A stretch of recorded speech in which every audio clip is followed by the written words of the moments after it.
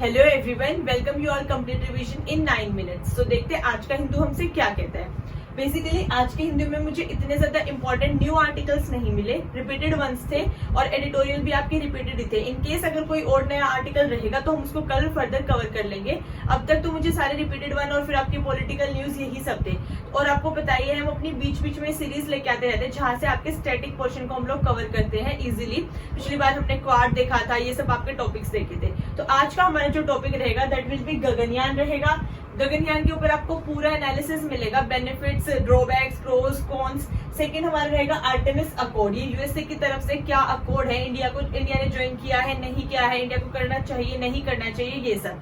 क्योंकि चंद्रयान 3 और आदित्य L1 तो आपका हर एक बच्चा ही पढ़ के जाएगा और मुझे नहीं लगता एग्जामिनर भी आपने इतना दम लगाया कि वो उसी से ही क्वेश्चन पूछेगा। वो स्टैटिक इन्फॉर्मेशन बिल्कुल आपको पता रहना चाहिए। अच्छी बात है, कोई इजी क्वेश्चन है तो वो मिस ना हो, लेकिन आपको ऑलरेडी उन क्वेश्चन उन टॉपिक्स के लिए प्रिपेयर रहना चाहिए जहां से जो बच्चे मैक्सिमम छोड़ देते हैं। जैसे कि गगनयान है, ये अभी आपका दिसंबर 23 में बोल रहे हैं लॉन्च करने के लिए, या 2024 के स्टार्टिंग टाइम में ही हम लोग लॉन्च कर देंगे। तो इस बारे में हमें जरूर पता रहना चाहिए। तो आइए शुरू करते हैं। तो बेसिकली हमारा सबसे पहले टॉपिक है गगनयान। इसमें हमारे जो बायोनॉट्स होते हैं, ये बायोनॉट्स इनको बोलते हैं, जो हम गगनयान में भेजेंगे। इसमें बेसिकली हम स्पेस में भेजने वाले हैं। 5 to 6 डेज का आपका पूरा टाइम पीरियड रहेगा। ये एक हमारे GSLV Mark 3 रॉकेट से जाएंगे। जैसे कि मैंने आपको बताया था, हमारे पास जो आपके GSLV Mark 3 रॉकेट है, जियो सैटेलाइट लॉन्च व्हीकल जो है आपके, वो 3 जनरेशन के हैं, Mark 1, Mark 2 एंड Mark 3। तो ये वाले आपके Mark 3 से जाएंगे, ठीक है। और इसमें हम ऐसा नहीं होगा कि डायरेक्ट आपने पर्सन्स को बिठाया सैटेलाइट इसमें आपके स्पेसशिप में और स्पेस में भेज दिया, नहीं। इससे पहले हमें जो आपकी दो जो है, क्योंकि ये आपकी जो इंसानी जो है जान का सवाल है, आप ऐसे स्पेस में नहीं भेज सकते। और हम तो वैसे भी लो अर्थ ऑर्बिट में ही भेजेंगे। अप्रोक्सीमेट 400 किलोमीटर तक का आपका डिस्टेंस रहेगा। अच्छा, मैंने लिखा नहीं, मैं लिख देती हूँ 400 किलोमीटर तक का डिस्टेंस रहेगा, ठीक है। हाई लिखा हुआ मैक्सिमम हाइट, ठीक है। आफ्टर दिस, ये करने के बाद हम 4th कंट्री बन जाएंगे जो इस तरीके से स्पेस टूरिज्म करके आए हैं। हमसे पहले यूएसए, रशिया और चाइना ये काम कर चुके हैं। सो बेसिकली हम लोग कैसे करेंगे, हम जो सैटेलाइट होंगी उनको जो है आप लॉन्च करेंगे श्रीहरिकोटा आइलैंड से मोस्ट प्रोबेबली, ठीक है। और उसके बाद वो हमारा अर्थ के एटमॉस्फेयर से बाहर जाके 400 किलोमीटर तक की हाइट तक चला जाएगा, ठीक है। उसके बाद वो लोग वहाँ पे 5 to 6 डेज का टाइम पीरियड स्पेंड करेंगे, रिसर्च करेंगे वहाँ पे, ठीक है।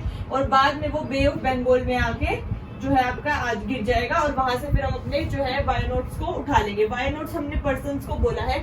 और इससे पहले हम 2-3 मैनिक्विन भी भेजेंगे जो वहां पे देखेंगे कि उनके ऊपर बायोलॉजिकल केमिकल रिएक्शन स्पेस में रहेंगे किस तरीके से अफेक्ट करती है। ऐसा नहीं है कि हम पहले ही आपकी जो उड़ान है उसमें हम अपने बायोनोट्स को भेज देंगे पर्सन्स को, नहीं। उससे पहले हम मैनिक्विन्स होता है डमी, आप डमी कह सकते हैं, ह्यूमन की जैसी बिल्कुल जो डमी होती है, ठीक है। इसमें जो आपकी GSLV Mark 3 रॉकेट लगा हुआ है जिससे हम भेजेंगे, उसमें 3 स्टेज हैं आपकी, सॉलिड, लिक्विड एंड क्रायोजेनिक, ठीक है। सॉलिड जो आपका मैक्सिमम थर्स्ट प्रोवाइड करेगा, ठीक है। लिक्विड में आपका मिक्स होता है ऑक्सीजन एंड फ्यूल, और क्रायोजेनिक जो है होती है आपकी एडवांस लेवल की फ्यूल स्टेज होती है जो हमें चाहिए होती है इनकेस हमारा फ्यूल खत्म ना हो जाए, ठीक है, कंबशन के लिए। उसके बाद इसमें हम देखते हैं क्या आपके इंपॉर्टेंट टेक्नोलॉजीज यूज की गई हैं। सबसे पहले आपकी री एंट्री टेक्नोलॉजी। अब ये क्या होता है, बहुत ही इंटरेस्टिंग न्यूज है, आप सुनिएगा ध्यान से। देखिए, जैसे ये हमारा अर्थ सरफेस है, हमने इसको भेज तो दिया, हम अब तक भी ये मिशन क्यों नहीं कर पा रहे थे, सिर्फ री एंट्री टेक्नोलॉजी की वजह से। और रशिया, यूएसए और चाइना के पास ये टेक्नोलॉजी थी। इट मींस हमने भेज दिया है, लेकिन अब हम वापस कैसे लेके आए। तो बेसिकली क्योंकि जब हम लेके आते हैं तो हम सडनली नहीं लेके आ सकते, हमें एक जो है स्पेसिफिक एंगल बनाना होता है, उसी पे हम लेके आ सकते हैं। अगर आपका जो एंगल है वो जरा सा भी शार्प हो गया अर्थ के कर्वेचर से, तो आपका फ्रिक्शन की वजह से जो है ये मॉड्यूल जो है बर्न हो जाएगा एयर में ही, ठीक है। और अगर आपका जो एंगल है वो थोड़ा सा भी आपका स्लाइट बेंड हो गया ज्यादा, तो जब आपका एटमॉस्फेयर में एंटर तो कर जाएगा अर्थ के में आपका मॉड्यूल जिसमें हमारे क्रू मेंबर्स रहेंगे, लेकिन जैसे ही वो अर्थ के एटमॉस्फेयर में एंटर करेगा वो एटमॉस्फेरिक फ्रिक्शन की वजह से डिफ्लेक्ट हो जाएगा, ठीक है। It will deflect due to atmospheric friction. So basically हमें बिल्कुल एक प्रिसाइज एंगल चाहिए होता है री एंट्री करने के लिए। अगर जरा सा भी शार्प कट हुआ तो वो हवा में आपका बर्न हो जाएगा, ठीक है, ड्यू टू आपका फ्रिक्शन। और अगर आप उसने ज्यादा ही टर्न कर दिया तो यहाँ एटमॉस्फेरिक जो आपकी डिफ्लेक्शन है, फ्रिक्शन है, उसमें से डिफ्लेक्ट हो जाएगा, ठीक है। आई होप आपको री एंट्री टेक्नोलॉजी का जो स्पेसिफिक एंगल कर्व होता है वो समझ में आया होगा।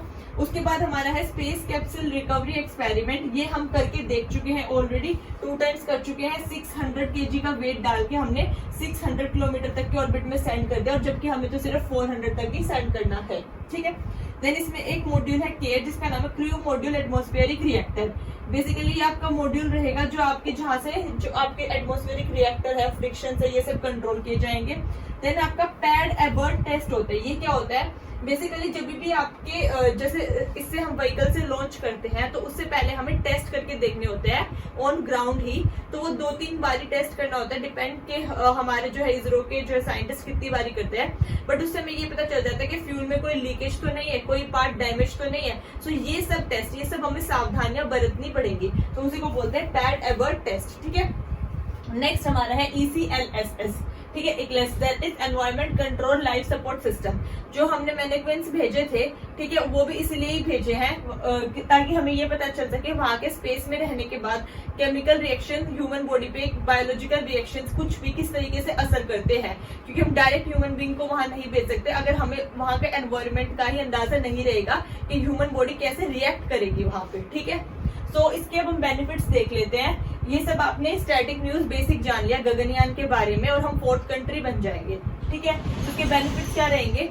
ये हमारे प्रेस्टीज को एनहेंस करेगा ऑब्वियसली। इंटरनेशनल कोलैबोरेशन आर्टेमिस, ये आर्टेमिस अकॉर्ड क्या, इसी से हमारा रिलेटेड सेकंड टॉपिक हम अभी पढ़ेंगे। उसके बाद हमारा third follow up India space tourism, और इससे हमारा स्पेस टूरिज्म बढ़ेगा। फर्दर भी इसरो बहुत सारे आपके जो है प्रोग्राम्स लेके आने वाले हैं, जैसे वीनस के लिए हो गया, तो आप सब्सक्राइब कर लीजिएगा चैनल को। हम वो भी ऐसे ही बीच बीच में डिस्कस करते रहेंगे, उनका स्टैटिक पोर्शन भी, अगर आपको इंटरेस्टिंग लगता है तो, ठीक है।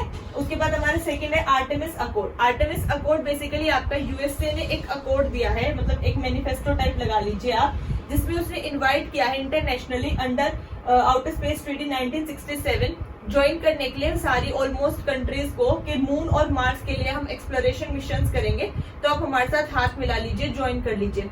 अब इंडिया का स्टांस इस पे क्या है, हमारे लिए ये जानना जरूरी है। इंडिया ने अभी ना हाँ बोला है, इसरो ने ना बोला है, ना नीदर यस नोर नो, ठीक है। सो बेसिकली अभी हमने होल्ड पे थोड़ा रखा हुआ है, क्योंकि इसके आपको बेनिफिट मतलब फेवर और अगेंस्ट दोनों बातें पता रहनी चाहिए कि हमें ज्वाइन क्यों करना चाहिए या क्यों नहीं करना चाहिए। मैं आपको बताऊंगी, आप लोग कमेंट सेक्शन में मेंशन करना आपके अकॉर्डिंग इसके क्या व्यूज है, ठीक है। सो मैनी कंट्रीज ने इसको ऑलरेडी ज्वाइन कर लिया। मैंने कुछ एग्जांपल्स लिखे, Australia, Bahrain, Brazil, Canada, UAE, UK. तो बेसिकली ये एक्सप्लोरेशन मिशन रहेगा यूएसए की तरफ से, जिसमें उसने इन्विटेशन सेंड किया काफी कंट्रीज को ज्वाइन करने के लिए रिगार्डिंग मून और मार्स के लिए, ठीक है। तो अब हम देखते हैं, हमें फेवर और अगेंस्ट के पॉइंट्स पता रहने चाहिए, तभी हमारा एनालिसिस कंप्लीट होता है। फेवर में क्या लिखेंगे हम लोग, जैसे कि ये सबसे पहली बात तो स्पेस में जाना कोई छोटा मोटा काम नहीं है, ये बहुत कॉस्टली रहता है। तो अगर सारी कंट्रीज या आपकी मेजर इकोनॉमिक कंट्रीज जो है वर्ल्ड की वो ज्वाइन करके जाएंगे तो हमें थोड़ा चीपर पड़ेगा, तो इसलिए हमें ज्वाइन करना चाहिए रेदर देन के हम अकेले चले जाएं, ठीक है।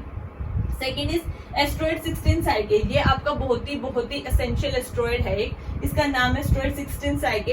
ये बहुत ही मिनरल रिच एस्ट्रॉइड है, लेकिन ये हमारे जो है हमसे काफी दूर है अर्थ से, और वहां तक जाने के लिए काफी फ्यूल, काफी एक्सपेंडिचर, काफी एनर्जी चाहिए होगी। सो इसलिए वहां से अगर लेकिन हम वहां पहुंच गए और वहां से मिनरल अर्थ पर लेके पाने में हम सक्षम रहे तो अर्थ को हम एक बहुत ही बेटर फ्यूचर दे सकते हैं। सो अकेले करना तो मतलब थोड़ा इम्पॉसिबल सा है, ऑल्दो इम्पॉसिबल नहीं कहेंगे हम इसको, थोड़ा ज्यादा मुश्किल है, लेकिन अगर हम लोग मिलकर करेंगे तो हम जरूर कर पाएंगे, ठीक है। उसके बाद हम क्वाड का बोल सकते हैं इसमें एक रीजन, जैसे क्वाड में हमारे साथ यूएसए है, तो जब हम ऑलरेडी यूएसए के साथ टाइज अप कर ही रहे हैं तो यहाँ पर भी यूएसए के अकॉर्ड को ज्वाइन करने में आई डोंट थिंक कि कोई प्रॉब्लम रहनी चाहिए, ठीक है। नेक्स्ट हमारा रीजन रहेगा कि ऑलरेडी हम काफी कंट्रीज के साथ अपने बायलेटरल स्पेसशिप प्रोग्राम्स जो है लॉन्च करते हैं, सैटेलाइट्स लॉन्च करते हैं या फर्दर फ्यूचर में करने वाले हैं, जैसे कि जापान हो गया आपका, ऑस्ट्रेलिया हो गया। तो जब हम बायलेटरल कर रहे हैं तो हम यूएसए के साथ भी तो कर ही सकते हैं ना, जब हम औरों के साथ कर रहे हैं तो, ठीक है। नेक्स्ट इज अगर हम इनके साथ यूएसए के साथ ये अकॉर्ड साइन कर लेते हैं तो हमें कुछ क्रिटिकल टेक्नोलॉजीज को यूज करने का पता चल जाएगा। ठीक है, अब ध्यान से सुनिएगा, मैंने कहा यूज करने का पता चल जाएगा। ये मैं इसलिए कह रही हूँ, जब मैं आपको अगेंस्ट में बताऊंगी तो टेक्नोलॉजी वाला पॉइंट मैं वहां पर भी बताऊंगी आपको। ठीक है, अगेंस्ट में रहेगा आपका कि इसरो जो है आपका लॉन्ग टर्म विजन सोचता है। अगर उन्होंने अकॉर्ड ज्वाइन कर लिया तो बेसिकली ये किस तरीके से हो जाएगा कि नासा के साथ ही मिलके काम करना है, तो इसरो का विजन जो है कहीं ना कहीं लॉस्ट हो जाएगा, जो उसका सेल्फ विजन रहेगा। ठीक है, तो इसलिए ये एक रीजन है ना ज्वाइन करने का, क्योंकि इसरो को खुद एक डायरेक्शन में या मल्टीपल डायरेक्शंस में अपना विजन खुद रखना चाहिए, रादर देन हम किसी कंट्री के अकॉर्ड को साइन करके अपना विजन डेवलप करें। ठीक है, second is fear of missing out. Obviously already 20 countries ने, मोर देन 19 अप्रोक्सीमेट 20 कंट्रीज ने ज्वाइन कर लिया है। अगर हम खुद भी ज्वाइन कर लेंगे तो हम अपनी एक अलग पहचान कैसे स्टैब्लिश करेंगे। जैसे अभी हमने साउथ पोल पे जाके फर्स्ट कंट्री हमने एसोसिएट किया अपनी नेम के सामने मून पे। ठीक है, आदित्य L1 हमने लॉन्च किया। सिमिलरली हमें खुद की एक पहचान डेवलप करनी है। ठीक है, क्योंकि हमारी जो स्ट्रेटेजिक इकोनॉमी है, ठीक है, स्ट्रेटेजिक ऑटोनॉमी है, वो हमारी स्टेबलाइज रहे, हमारे दुश्मनों को पता रहे कि इंडिया कितनी ज्यादा सक्षम है अपने आप में ही। तो इसलिए हमें फियर ऑफ मिसिंग आउट भी है कि हमें ज्वाइन नहीं करना चाहिए। उसके बाद मैं यहाँ इसलिए आपको कहते हैं टेक्नोलॉजी का पॉइंट ध्यान रखने के लिए कि यूएसए नेवर ट्रांसफर्स टेक्नोलॉजी। आपका जो यूएसए है वो कभी भी आपकी टेक्नोलॉजी को ट्रांसफर नहीं करता है। ठीक है, वो सिर्फ बोलता है आप आओ हमारे साथ मिलकर सीख लो खुद ब खुद। हम ये नहीं बताएंगे कि किस तरीके से हमने इसको इन्वेंट किया है। सो बेसिकली ये बात हमेशा याद रखिएगा, यूएसए कभी भी टेक्नोलॉजी देगा नहीं, हमें जाके वहां अपना टाइम एंड एफर्ट एनर्जी लगाना पड़ेगा, सीखना पड़ेगा, उसके बाद बनाना पड़ेगा। सो इसलिए यूएसए जब टेक्नोलॉजी ट्रांसफर नहीं करेगा तो उतनी टाइम एनर्जी वहां वेस्ट करने से अच्छा हम अपनी कंट्री में ही यूटिलाइज करके अलग अपना विजन रखें। ठीक है, साथ ही में अगर हम यूएसए का ज्वाइन कर लेते हैं, लास्ट पॉइंट यहाँ के लिए, तो ये बायपोलर वर्ल्ड हो जाएगा बेसिकली, क्योंकि जो आपके दो सबसे ज्यादा इकोनॉमिक पावर रहेंगे या स्पेस प्रोग्राम्स में सबसे ज्यादा हाई पावर रहेंगे, that is USA and Russia. ठीक है, चाइना धीरे धीरे है उसका गार पे, बट अभी मेजरली देखा जाए तो यही ज्यादातर रहते हैं। तो ये एक बायपोलर वर्ल्ड हो जाएगा, जो 2 पार्ट्स में बिटवीन 2 नेशंस डिवाइड हो जाएगा कि कुछ कंट्रीज यूएसए को ज्वाइन करेंगे और कुछ कंट्रीज आपके रशिया को ज्वाइन करेंगी। तो इसलिए हमें अपना अलग जो है रास्ता बनाना है। ठीक है, ना हम यूएसए के साथ जाएंगे, ना हम इस चीज में रशिया के साथ जाएंगे।